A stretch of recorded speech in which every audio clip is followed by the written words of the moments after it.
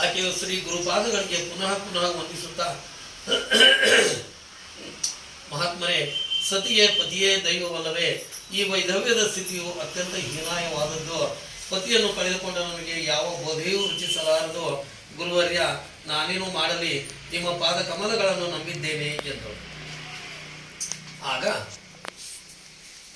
ಆಗ ಯೋಗಿಗಳು, ಬಾಲಕಿಯೇ, ಪತಿಯನ್ನು ಕಳೆದುಕೊಂಡ ಸ್ತ್ರೀಗೆ ನಿವೃತ್ತಿ ಧರ್ಮ ಪಾಲನೆ ಅನುಕೂಲಕರವಾಗಿದೆ.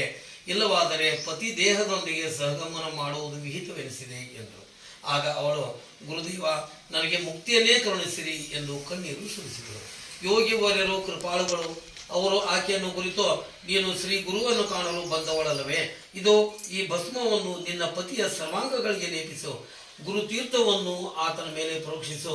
ಈ ರುದ್ರಾಕ್ಷಿ ಮಣಿಯನ್ನು ತೆಗೆದುಕೋ ಎಂದು ಅನುಗ್ರಹಿಸಿ ಅದೃಶ್ಯರಾದರು ಎಂಬಲ್ಲಿಗೆ ಶ್ರೀ ಗುರು ಚರಿತ್ರೆಯ 31ನೇ ಅಧ್ಯಾಯವು